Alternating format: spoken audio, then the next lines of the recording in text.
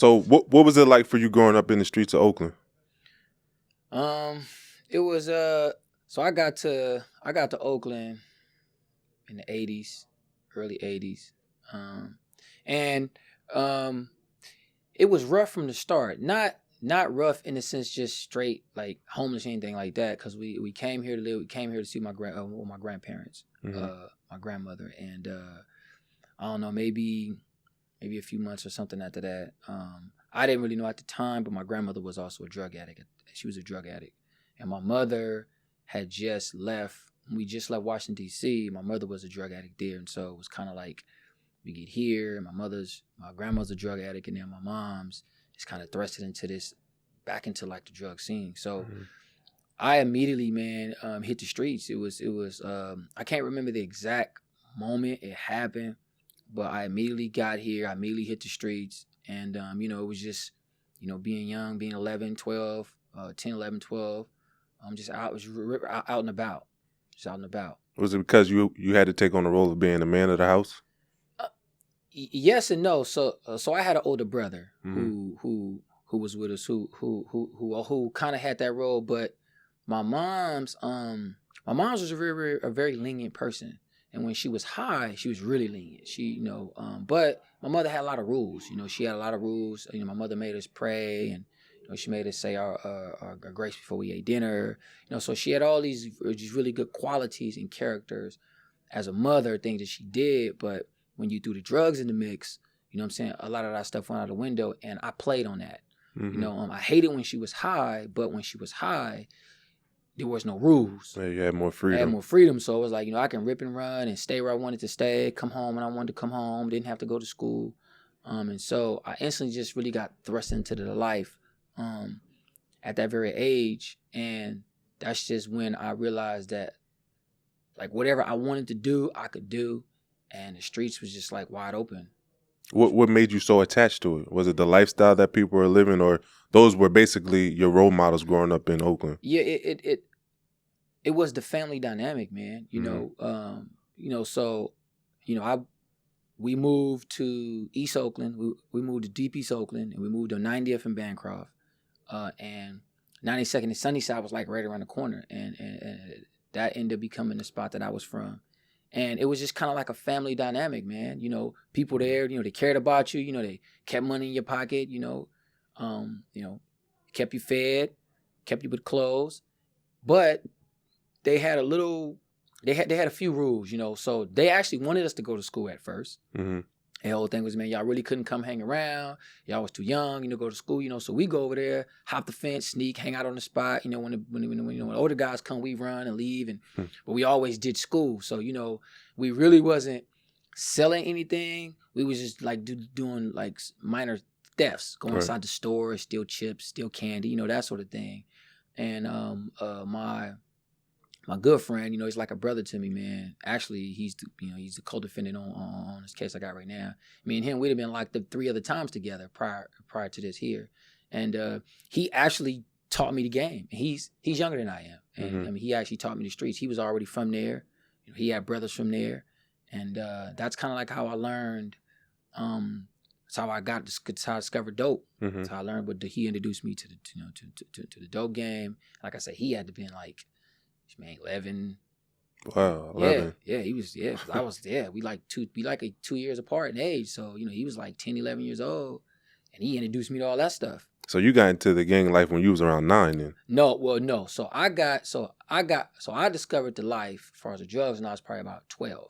12, okay. 12, because first time I went to Juvenile Hall, I think I was about 12.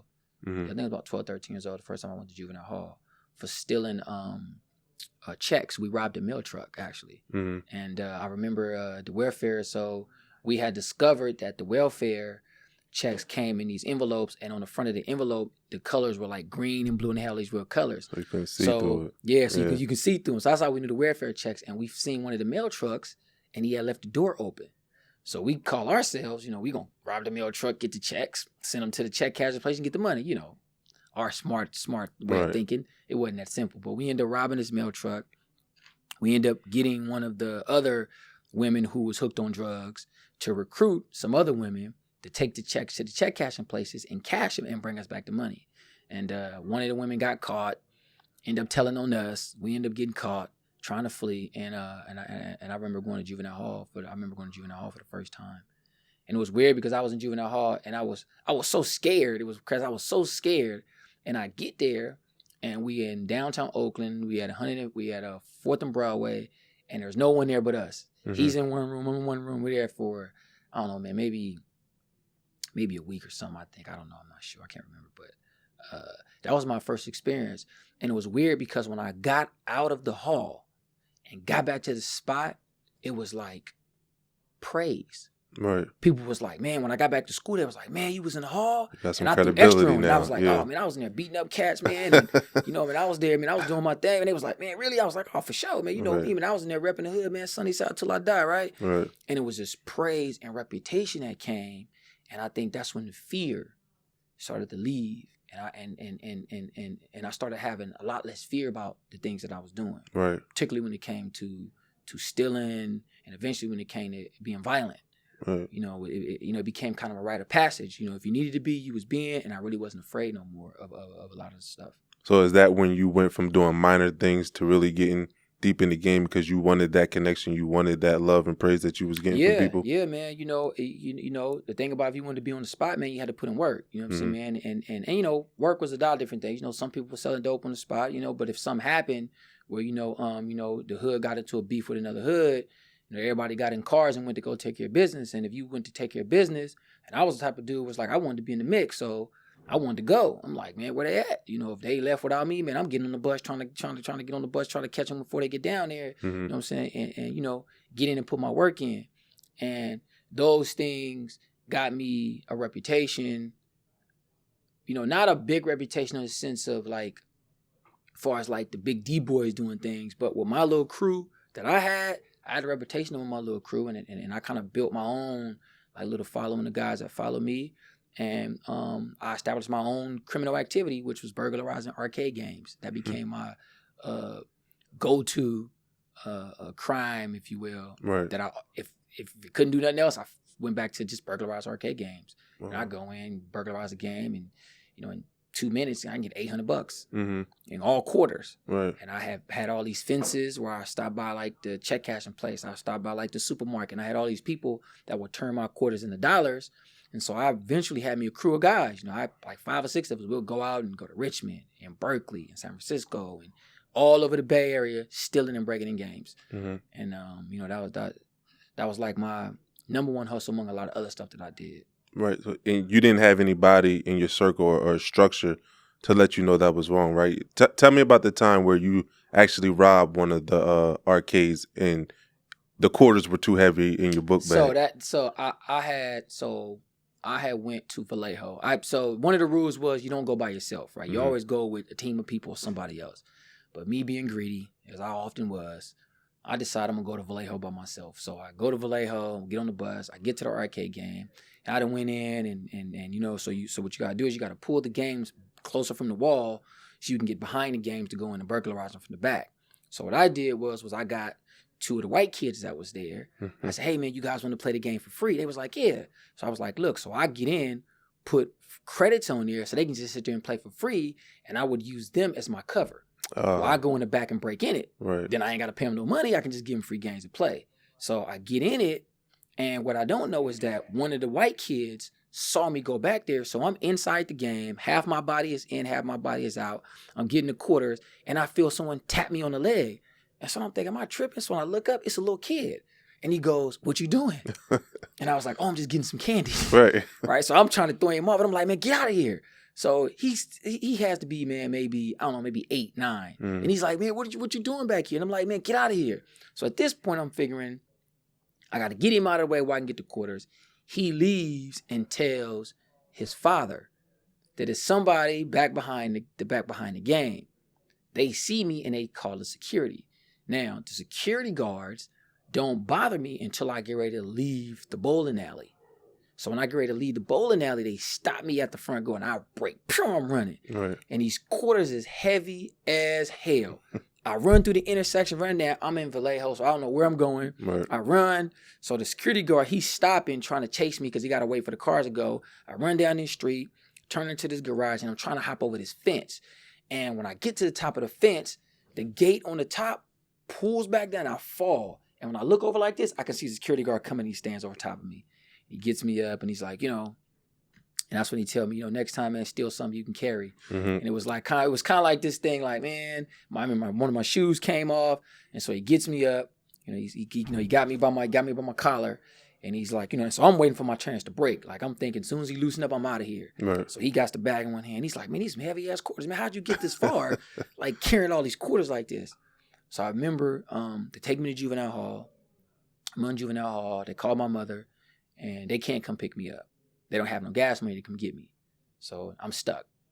So I don't know if I was there for a few days, a week, or whatever the case may be. But anyway, my uncle and my mother comes to Vallejo to pick me up.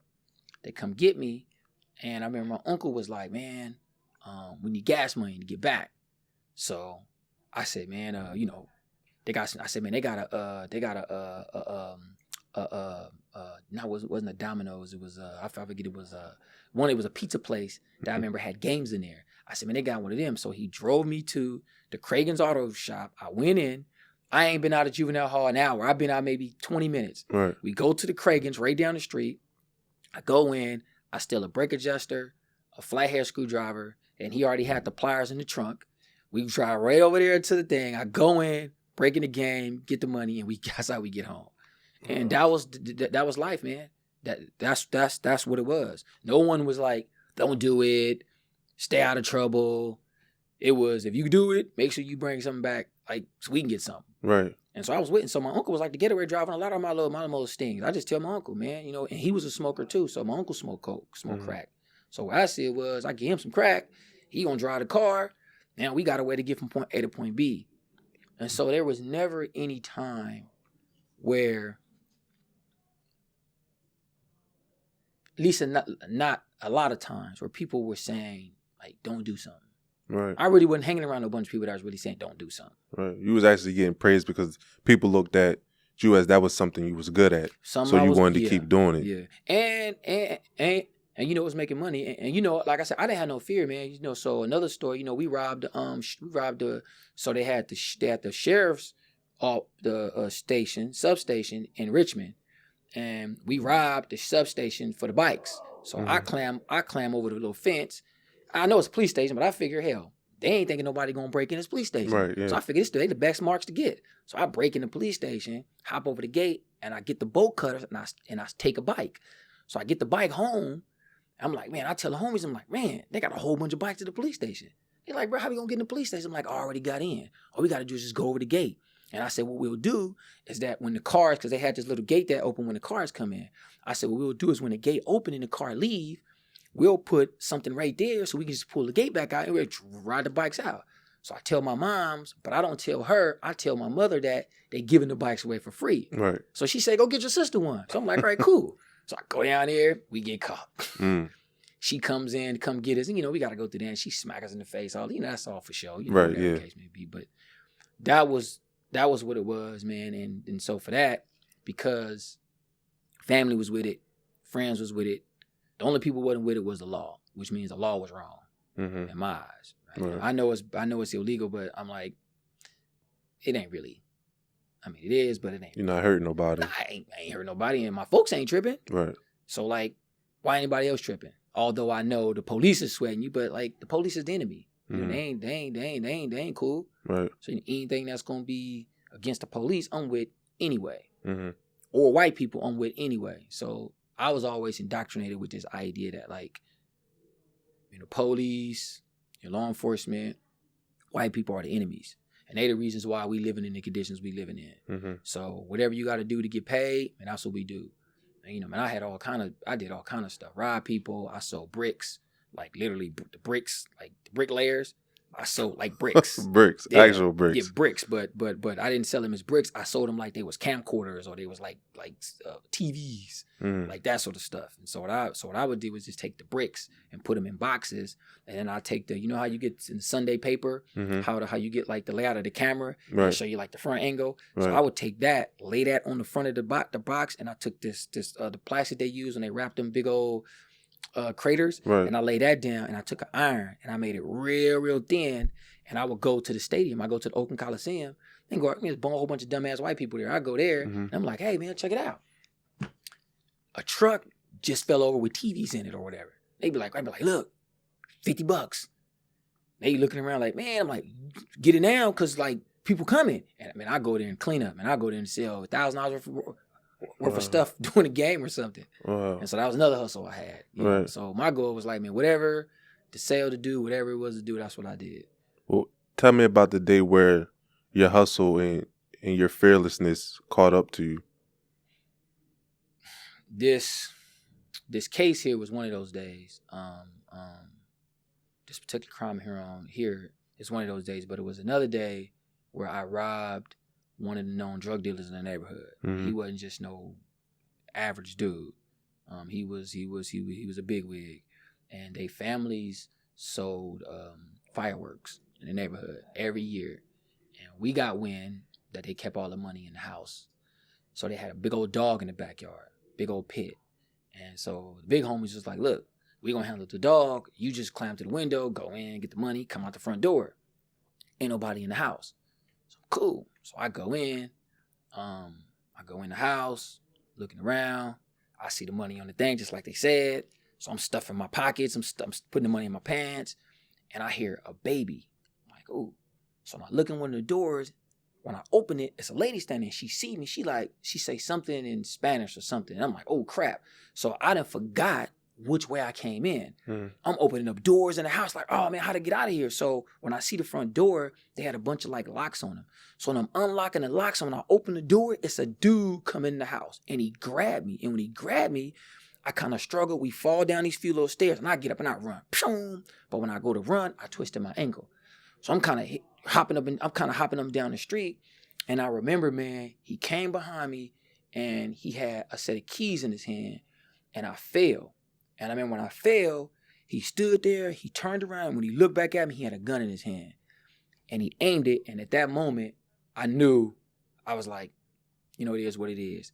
And a few weeks prior to that, this guy who smoked crack had came to the neighborhood, and he didn't have the money that he owed, and we beat him up. We beat him up bad too. And he saved me that day. He stepped right in front of the guy, and he was like, nah, man, it ain't happening. Like, it was crazy. It was everybody was outside watching this, and I was laying in the middle of the street, and he was aiming a gun at me like this. And that dude saved me that day, man. And wow, he came after that, and I didn't even know this was the same dude. And it was another time where a drug debt or something didn't go cool, and the homie had hit him in the head with a bottle.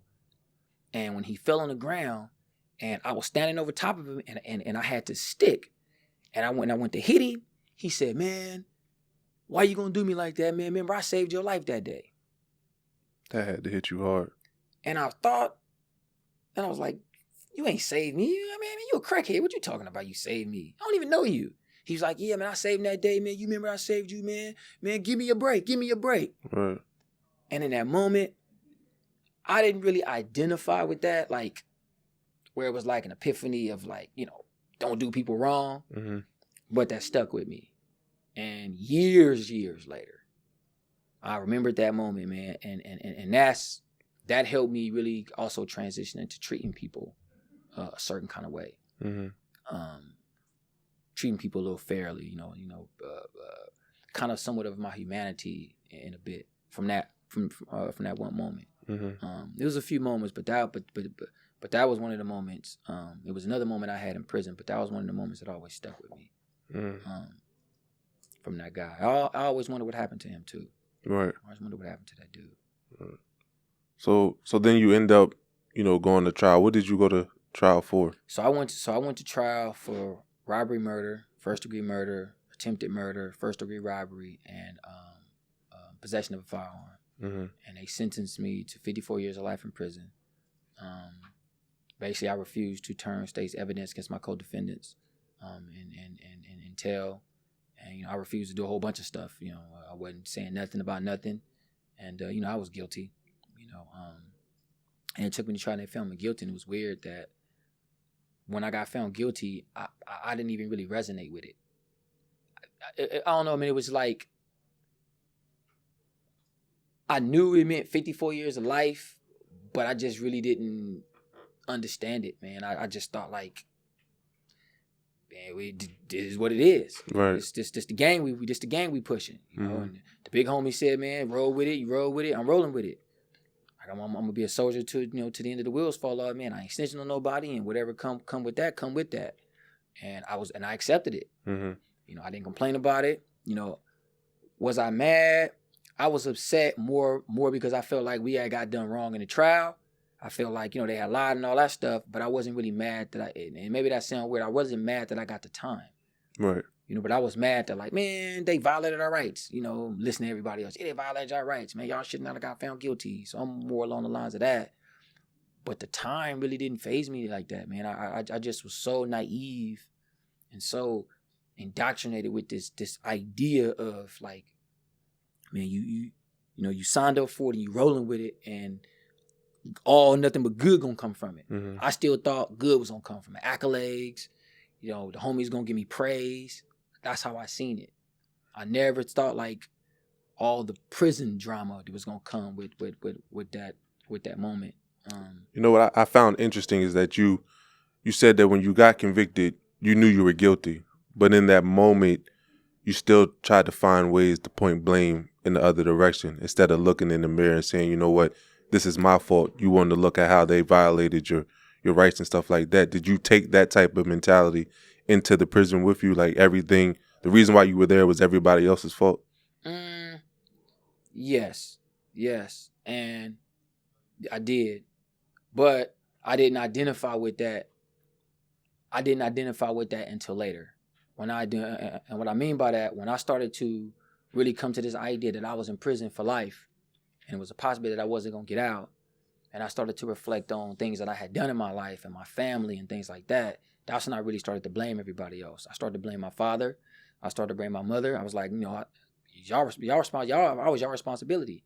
Now I'm sitting in prison, and, I hated my dad, I hated my moms, I hated her because, like, if you wouldn't have been messing with crack, I wouldn't have been running the streets with me. I wouldn't have been in this stuff in the first place. I'm mad at my dad because, like, you left me out here and to go to this. You never even, came to see me or none of that stuff. And so I didn't take accountability for nothing. It was everybody else's fault but my own. And I lived my life like that, man. And so, anytime I got mad or something happened, I could be violent. I wasn't no violent dude by nature. Like, I wasn't just some dude who just was violent. But if it needed to happen, it needed to happen. And I justified it instantly. He was wrong. He was out of pocket. And it was crazy because the same scandalous stuff that I was justifying acting violent to people, saying they was doing, I was doing. I was doing the same crap, right? I wasn't snitching on people and doing all that stuff, but I was lying. I was cheating. I was stealing, right? I wasn't paying debts. I was doing business with other races I wasn't supposed to be doing. I was doing all of that stuff. But then beating up other people for doing the exact same thing. Right. I was doing all of that stuff. I wasn't accountable for nothing. My thing was, man, I ain't copping to nothing. I ain't accountable for nothing. It's your fault. And if you get in the way, this will come with the game. You don't like it, get out the way. And not into a long time was when I really started to change that mentality. How did you get into studying the stock market and things like that? The finance stuff, man, really it kind of just have my, I tell that story about me, about me going out to the, I was in the county jail, and, we in pods, and, they used to put the paper in the pod every day, and, everyone raced to get the sports page. If you don't get in first, you might never get it. So I ran out to go get the sports page one day, and, and I grabbed it, and I was like, man, okay, I went to turn around, and one of the other guys said, hey, man, you play the stock market. And I was like, what the hell is that? And he said, man, it's this business page in your hand. I'm pissed that I grabbed the wrong part of the paper. I'm like, now I ain't never going to get the sports page. And I'm like, man, what's the stock market? He said, youngster, that's the place where white people keep all their money. And I was like, ooh, white folks? Money? All right. Learn a little more about this here. All right. Can you do this stuff from prison? He's like, man, you can do it from anywhere. That was the spark. Now, I didn't take it really serious, but that was how I first discovered that it exists. That's when I knew, like, okay. And because I was illiterate and I couldn't read, that wasn't even thought process thinking about like, learning that stuff. I just was like something that I always had in my mind. And when I started to educate myself and when I taught myself how to read, finance is what I went back to. Why did you decide to teach yourself to read? Because I never thought reading was possible, first off. So my thing was, I can always say that, the homies, and I remember the big homie told me, he said, man, you don't need to know how to read in these streets. You don't need no reading out here. All you need to do is know how to follow orders. Is it? You follow these orders, you're going to get this money. You get to talk about that reading stuff, ain't no good going to come from it. So I ain't talking about no reading stuff. So, I lied and did what I did.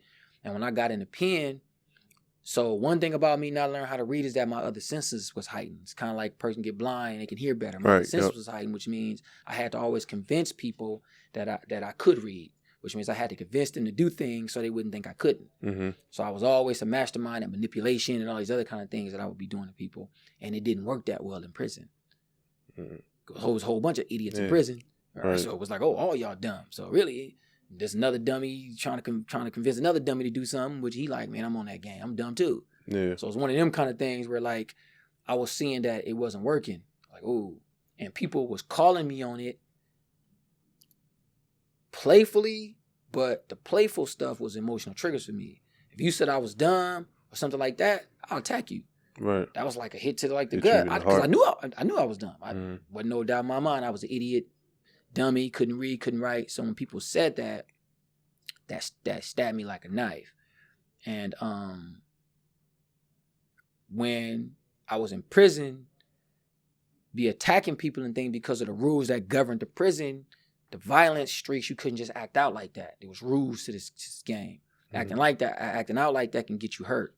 So me wanting to learn how to read, when I learned that I could, stumbled across that by accident. I just it was just totally. I was in the cell one day. Me and my bunkie was smoking weed. We was high, and I used to get these Star Wars books for the holograms on the cover. That was my favorite movie. And I remember sitting in the bunk, man, and we in there high, and I reached up on the little shelf and I grabbed the book so I can look at the holograms on the front page. And when I opened it, I saw in the world far, far away. No, in the galaxy far away. And I thought, and I remember asking I said, bro, where you get this weed from? He said, same place. I said, man, bro, this stuff got me reading. Like, bro, we need to get, and I remember turning through the pages and I saw like Luke Skywalker. I was like, oh, that was the first time in my life that I had like saw words. I was like, wow. And later, it dawned on me that I had seen the movie so many times, I had memorized the dialogue. Mm. So when I saw the words, my brain triggered. Right. That's when I decided to learn how to read. Wow. That's when I decided to learn how to read. Now, obviously, when I started teaching myself, I wasn't high. I wasn't, I was sober, but but that's when I thought like hearing my mind and my mouth saying that Luke Skywalker on the page was the first time I had ever in my life read something. I had never read nothing before. Tried none of that. Never tried it. Never took a real violent effort. Right. And that's when I started. And when I started when I wanted to teach myself, I started getting books off the book cart that dealt with movies that I had seen before. Okay. Because I thought it'd be easy for me to read those because I had memorized the dialogue, and that's kind of like how I taught myself. So you taught yourself to basically attach the words to a story. That's right. But it's all by memory. So even to this day, so I don't know vowels and so I don't know sounds. I never learned sounds. It's all by memory. So if it's words that I've never seen before, I might not be able to know what it is. You can't sound it out. No, because I never learned sounds, so it's all by memory. And one thing I've always been able to do is memorize things pretty well. Mm-hmm. Numbers and times and events and different things like that, particularly when it came to finance because I loved it so much. So my ability to recall and read and put stories together was essentially how I taught myself. So once you taught yourself how to read, is that when you thought about that conversation that you had with the guy about the stock market and you decided to get back into it? Yes. And so I started, when I was teaching myself, I started also reading financial stuff. I was getting the business section of the newspaper because nobody wanted it. So it was always out there. Right. I started looking at that stuff, reading that. I remember seeing the Forbes for the first time. And I remember seeing Bill Gates.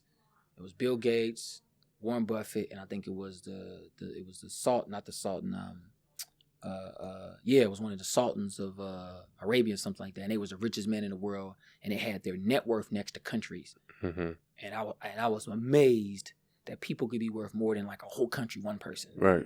And that really was like, wow, like this is like crazy. And I was just so excited about that stuff, man, that I just dove head first. And that's all I wanted to do. That was it. Mm-hmm. Outside of the other little crap I was doing, like getting in all that stuff, but when it came to my reading and education, that was it. Finance, stocks, it was all that stuff all the time. That's all I liked and enjoyed. Mm-hmm. So when you started getting into it, was it something that you kept to yourself, or you knew right away I was going to start a financial literacy class? So I never thought I was going to teach nobody. No, I never thought that. But I used to tell people all the time, and it's weird because some of the guys that know me, so it's a dude here, there's a few dudes at this prison who knew me when I was 18 years old. Right. And talking to them now, they was like, man, you always talked about that stock stuff, right? You be running around, man. Yeah, stocks this, stocks that. No, I've always talked about it, but I never thought about like teaching. Mm-hmm. Teaching it, and that was never, I never even thought I'd make no real money at it. Mm-hmm. I just thought, I like it, it's cool, I hope to make some money. I didn't learn about like brokerage accounts and all that stuff till years and years later when I even learned like how you can open up an online broker and you can set up a brokerage account and trade. Like part of that was never even a part of the process. But why didn't you think about teaching? Was it because you didn't feel like you was knowledgeable enough on the topic, or you thought that just being in prison, you didn't think that you would be able to reach people the way you would have if people didn't look at you as a con artist? Well, I thought teaching was for professionals. Okay. Right? Just like reading the paper. The reason I never picked up the paper, because it was black and white. Mm-hmm. Black and white meant that only like high quality people read this kind of stuff. Mm-hmm. Like wasn't nobody around us reading. We was reading sports page. We wasn't reading none of that other kind of stuff. I wasn't seeing nobody reading it. So I feared the paper. I feared the color of it, right? Mm. So just having these certain fears of what things look like kept me away from them. Never even opened it. Just I believe it looked like this, so I just stayed away from it. So teaching was like professionals teach.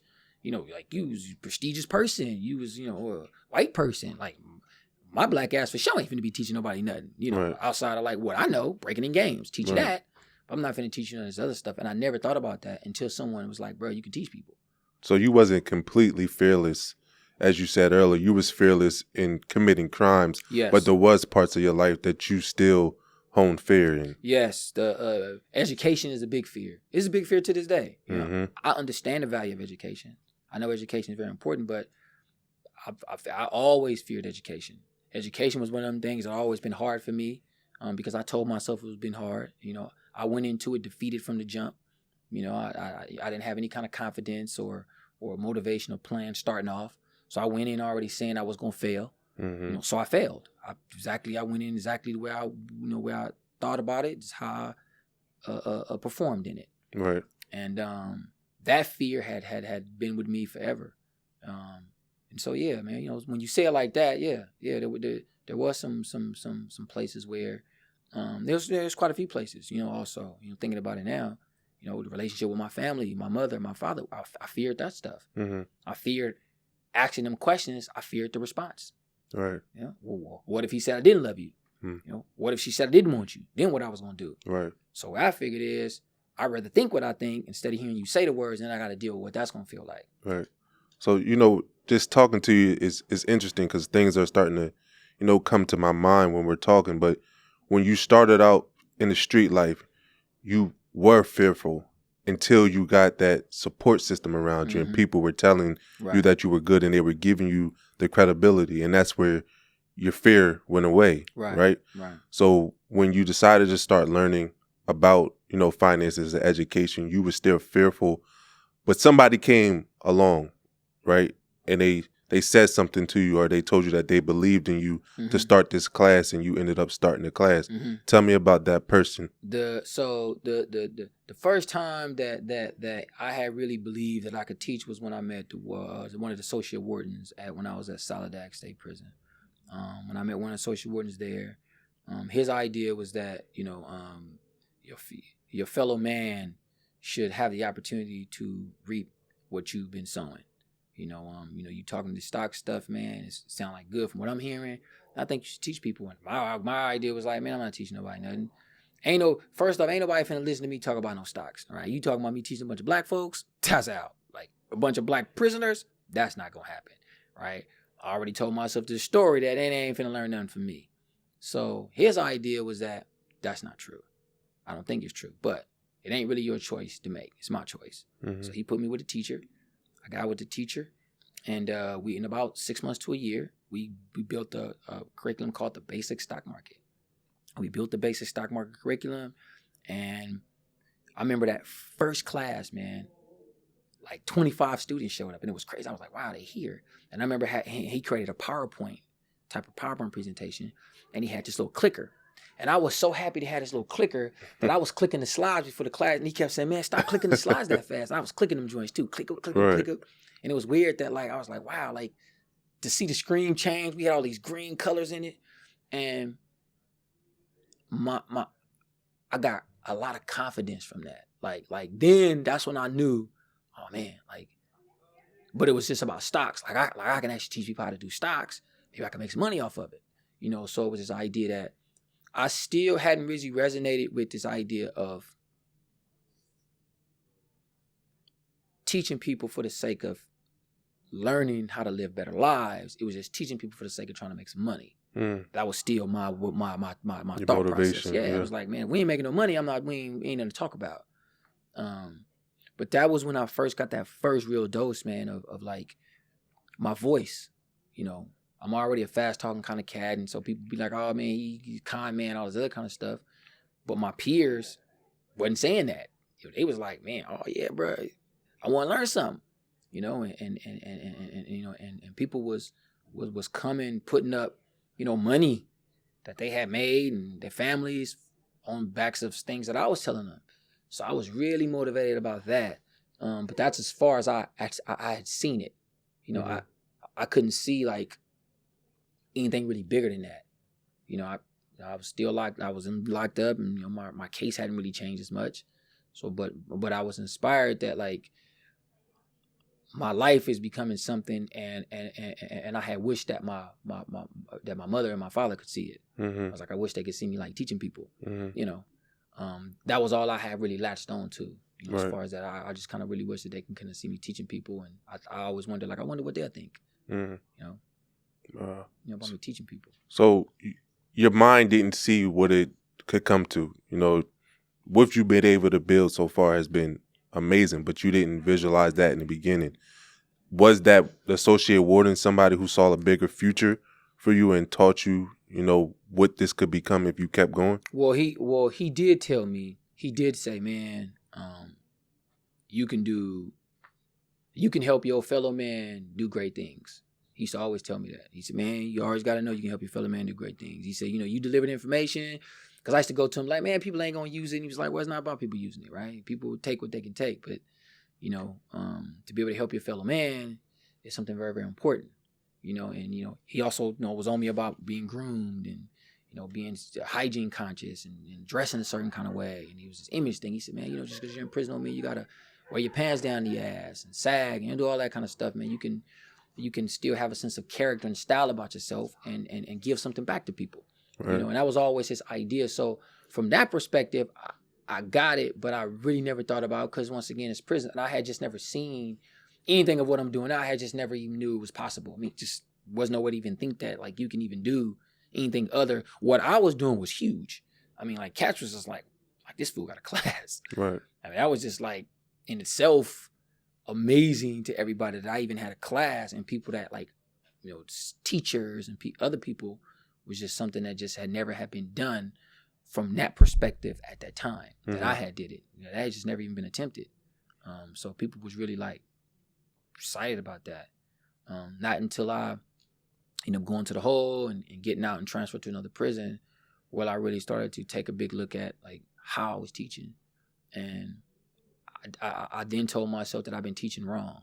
Mm-hmm. What do you mean by that? Well, that I was teaching people about stocks, but now when I was in the hole, I was researching a lot more, reading a lot more, and I was learning that it was the financial crisis had already hit, and people was losing their homes and jobs and all this stuff. And I was in 2008. 2008. That's the year I went to the hole, and the consensus was that people had been mismanaging. It had nothing to do with stocks. It was like this piece of mismanagement. And I thought, wow, if people can't manage properly, what good is the stock market go do them? Right. I was like, wow, I've been teaching wrong. I've been teaching backwards. So at that time, in 2009, I developed a personal finance curriculum. And I said, you know what? I'm going to teach personal finance first, then I'm going to teach the stock market second. And that's when I kind of started to retool not only my teaching, but my philosophies and my ideas about what I wanted. And so I talked still about stocks, but it was more about like personal finance. The emotional aspect still hadn't even been developed yet.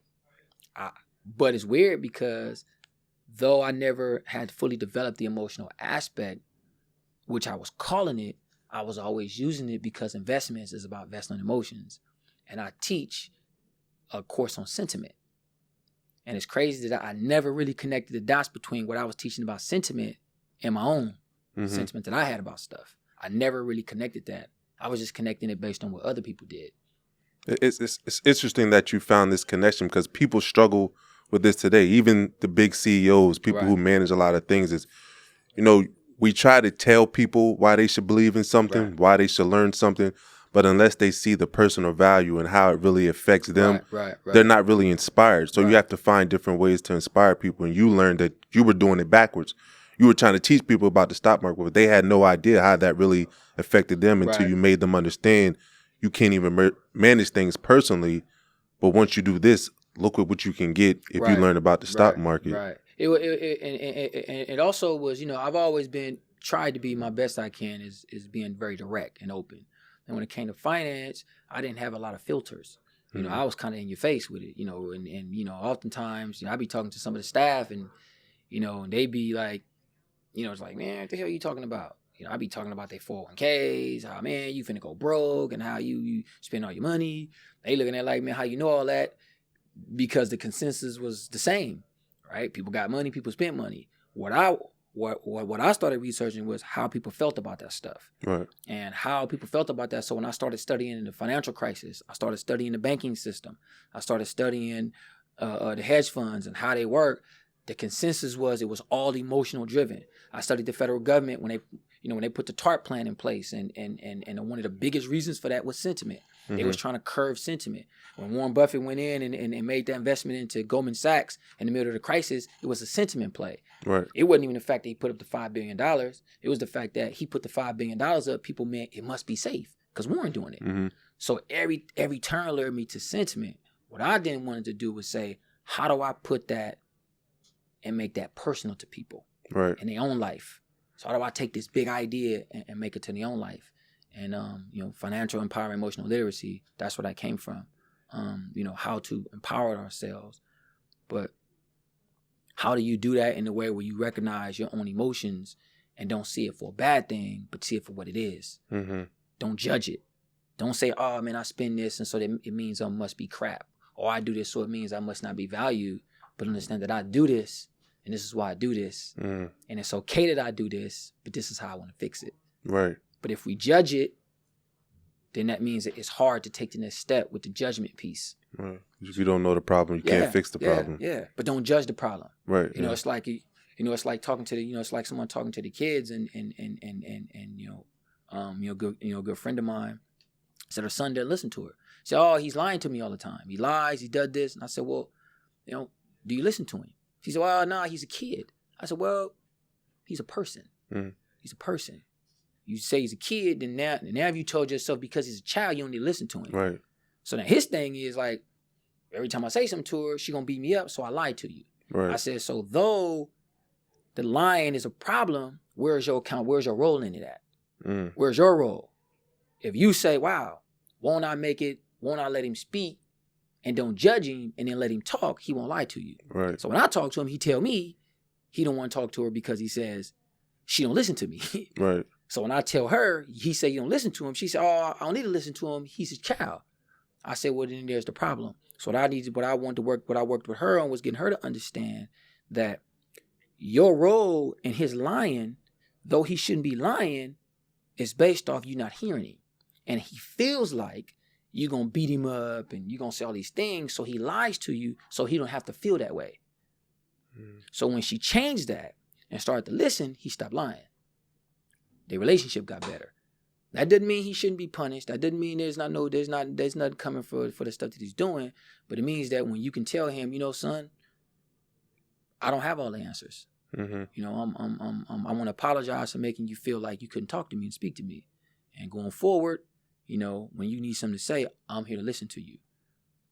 I'm here to listen to you. And when she had that conversation, their relationship changed. And so that's how I try to teach and try to preach to people to be a little bit more in other avenues of life, dealing with money, dealing with family, dealing with your wife, dealing with your kids, dealing with your friends, dealing with whoever. And I think that ultimately helps you have better management skills, which also helps manage money. Right. At the same time. So have you had any big obstacles, or what are some of the things you ran into while you're trying to build this program? Because it's young kids that come in here, like you said, that don't want to hear nothing you have going on. They're focused on getting back out there, getting to the money. And then when you having them sit down and really listen to their issues, a lot of people don't want to hear that, especially coming from another inmate. How do you overcome those obstacles? Really, it ain't no blueprint to it. It's for me, it's been having to accept the fact that I'm traveling along a path that hasn't been laid yet, and that there's a lot of stuff coming with it. I've been bullied in prison. I've been jumped in prison. All because I want to get out of the way. I don't want to be in the gang stuff no more. I don't want to do it anymore. The officers feel a certain way about me because all inmates talking about finance. The guys feel a certain kind of way about me talking about finance. What I had to do was understand that it's not personal to me, and that people are people, and people fear things they don't understand. And when people fear things they don't understand, they lash out they lash out from fear as opposed to a personal attack. So what I had to tell myself was that the attacks aren't personal to me, right? Because if people knew me, they wouldn't do that stuff. Because you'd be like, bro, cool. Like, he want us all to be on. Mm-hmm. So you be over here trying to eat something instead of over there trying to talk about what I'm doing. So when I started to look at it from that perspective, it allowed me to have a more smoother path. Now, mind you, when you look at it from that perspective, you accept a lot of crap. You accept a lot of things from people. You do a lot of walking away. You do a lot of turning the other cheek. But what it did was it helped strengthen my understanding about people.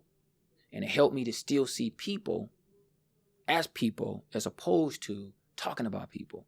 Mm-hmm. I don't want to be having to be talking about folks and people doing me wrong, then running around trying to build a coalition against them. I don't want to be living my life like that.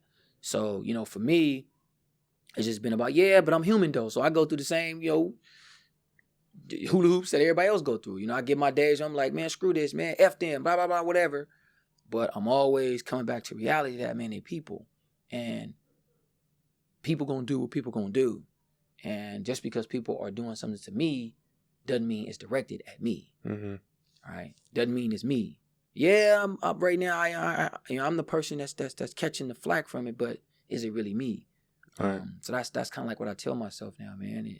And it's worked a lot. It's helped me accept a lot more things, see things for what they really are, respect the opinions of other people, even when I think that they're way to the left. So I got some opinions that's way to the left too. So it's just really a place of getting into yourself and saying, man, this is who I am. Mm-hmm. And regardless of what other people saying, what other people do, I'm gonna be me. I think that takes a lot of self-reflection and strength. You think about it, bullying is a big problem in this country, in this world today, but people don't realize it's not the person that they're bullying. They're seeing something in that person that makes them insecure. Right. What causes them to want to bully that person. So for you to be able to separate the two and realize, they're not bullying me. They're dealing with insecurities and weaknesses within themselves, and they're just taking it out on me. Right. But another thing is, in this culture, in the prison life, it takes a lot of strength to walk away, because when you walk away from something, that brings more because people see that you're weak and they're going to continue to test your weakness, and that had to be tough for you to deal with. Yeah, that's probably been the toughest of all, man. Because people, when they play on that weakness, they tend to do other things. They antagonize the situation. They do a bunch of stuff. But it's like, at what point do I just let things go, man, and hope that my actions will lead me down a pathway of success, right? At what point? Is it the point that I let him do it 1 time, 2 times, 3 times, 4 times, right? Or do I let it happen 1 time, but then I don't change my program, but I live my life in a way for this particular individual that can reflect something where he can see it's unnecessary to do that sort of things. That's kind of like I try to do it. I put certain things, telling you about landmines. I put certain things out there for them to step on, to blow up in their face. They're like, oh, this is what I've been doing to the dude. Oh, this is what I've been saying to the dude. So now I kind of spend my life doing those things, as opposed to trying to spend it trying to retaliate. Because you're either going to use it to retaliate against you or myself. And I'm damn sure not finna hurt me. So, where I see it is like trying to get people to understand a little bit more is really what I'm going for. Mm-hmm. When it comes to that space of people bullying and people doing these things and just trying to get people just to understand, like, you don't need to do it.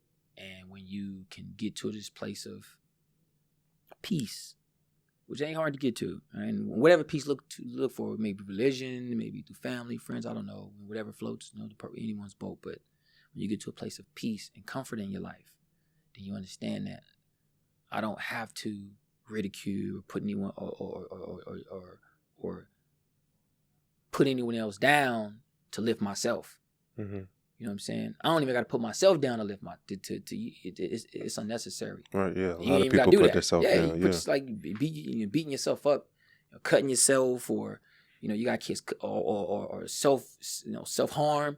You don't need to do all that stuff. So what I try to do is empower people to understand that, man, you have power. You got and you feel in a certain kind of way is because you don't understand where your power at. You got power there, and if you harness your power, then your power takes you where you want to be, right? It gets you where you need to get to find strength in other areas. Mm-hmm. I believe that's just how it works. When you find your power, man, you move. People say, how you so happy in prison? You got life. You ain't getting out. So I found my power.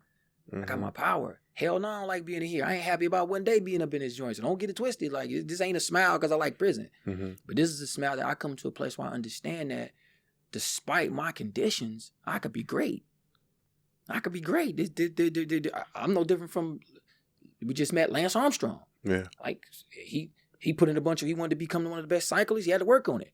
I want to become a stock guy. I got to work on it. Like, work on it in prison, work on the streets. You got to work. Work is work, regardless of where you're doing it at. So I recognize, man, that I could be great.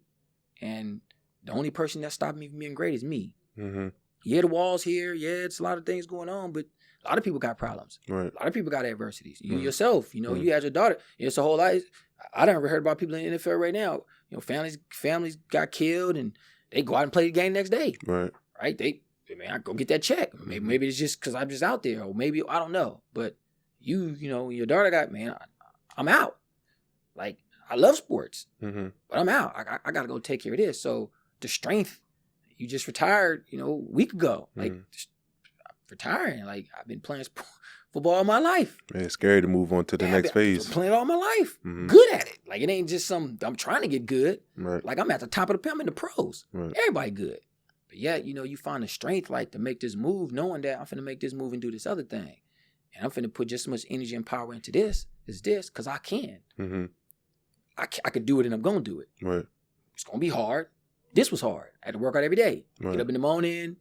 So I think that helping people find that passion and drive for things is really what I'm about at this stage of the game. I think something I saw yesterday when I was driving around San Francisco that really reminds me of you, right? Is that you're trying to build this program, and people are saying, why are you putting in this energy, chasing something, and you have 54 years to life? Like, you may not ever get out of here. And when I was driving down the road, I saw this mountain, right? And at the top of the mountain, it was a bunch of fog. So you couldn't see the top of the mountain. In life, what a lot of people struggle with is, we all know we have to climb mountains to get to our dreams. And we always want to see what's at the top of the mountain before we start to climb. We want to make sure we get what we're working for. But when I was looking at this mountain, you couldn't see the top. So how many people have the courage to start climbing that mountain without seeing what's at the top?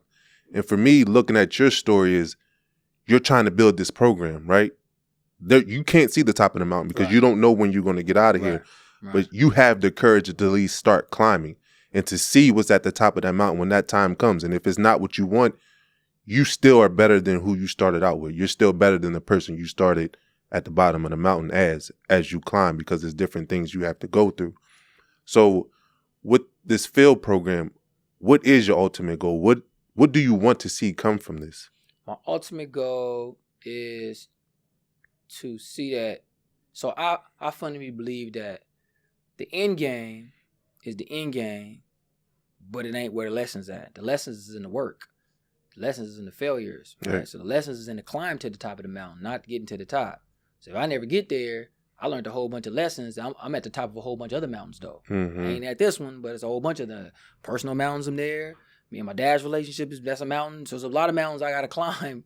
You're in the process of getting to where you want to get to. So this F.E.E.L program is me wanting to spread around the world to people that emotional intelligence is something that you can master and something that you can understand for you. It's either self-restraint or it's either self-reflection or self-harm. And whenever you decide that you want to make these moves for yourself, that you can do so. And so, seeing people, all people, particularly but African Americans, minorities, who have been devastated, right, for generations and generations of the same old thing, I see that stuff and I think there's a cure for that, right? This is a way where you can still be you, but understand the better you. Mm-hmm. I try to change who you are, not changing who you are, but becoming a better who you are, and understanding that, man, the conditions that you live in, if you don't like it, you can change them. Right. You can change them. You ain't gotta have a lot of money. You ain't gotta have a lot of friends. You ain't gotta have a lot. You ain't gotta have freedom. Although I want it, you don't have to have that to change, though. You know what I'm saying? Change has nothing to do with all the stuff, right? Change has to do with you understanding that, man, I want to be a better person, and when you become a better person, your actions follow suit. Your actions follow suit. You start to be around better people. You start to have opportunities. You start to understand more things. You start to see more things. And I think that people just can't see that things can be better for themselves. Mm-hmm. And so financial empowerment, emotional literacy is about people having a sense of finance, then having a sense of empowerment about that finance, then have a sense of this emotional piece about my emotional connections to my life and to the people in my life and the things around my life that I need to make my life a better me, a better place for my family, my friends, my community, right? Humanity. And then the empowerment, man. Empowering myself to go make it happen, right? Stop making excuses, man. Go make it happen. Right. You want it, go get it. You want to go get it. You say it's gonna be easy? It might be for some people though. It's come natural to some people. Some people got natural. Man, you got what? Throwing out a number, what? 10,000 people in the pros? Mm-hmm. No, not even 10,000. That's all. There we go. Throwing out a number. You got 7 billion people on Earth. Mm-hmm. So what percentage is that? It ain't no percentage. Right. Which means you got to be exceptional to make it there. That's a natural gift for some people, right? Most people ain't gonna play in the pros. Mm-hmm. But you got people who don't play in the pros. Mark Zuckerberg worth $70 billion. Don't know nothing about pro athletes. So my thing is, it don't matter what you trying to do when you empowered.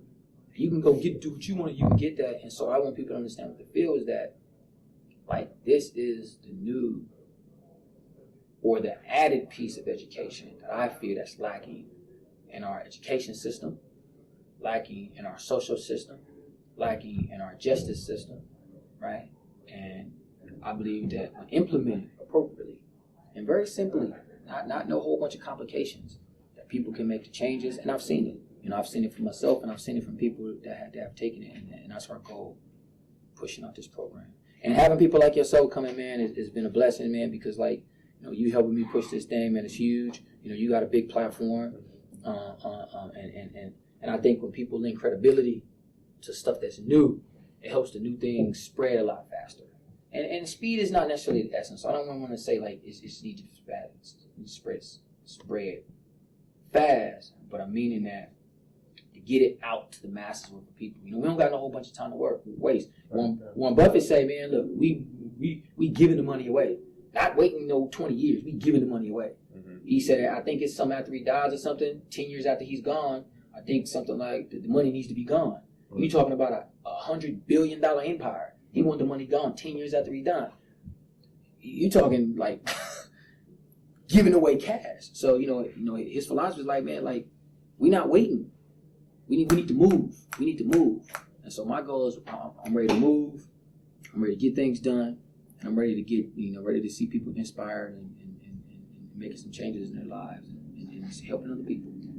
That's kind of like my thing. The biggest lesson I want people to take from your story is your past doesn't have to define you. Yeah, we all made decisions in the past, but we're not who we are in the past if we choose to grow. Right. And with your situation, you're responsible for taking a life. And right. You've owned that, but what you're doing now is going to save a lot of lives. Right. And I appreciate you saying that. Yeah, I appreciate what you're doing, because you could have easily got locked up and just say, I'm not getting out of here. I'm going to just remain who I am. But you looked yourself in the mirror and you told yourself that, yeah, you was charged for doing this, but you have an opportunity to make impact on other people's lives. And I appreciate you taking that responsibility, because it's not easy. Yeah. Everybody wants the title of being a CEO, being a manager.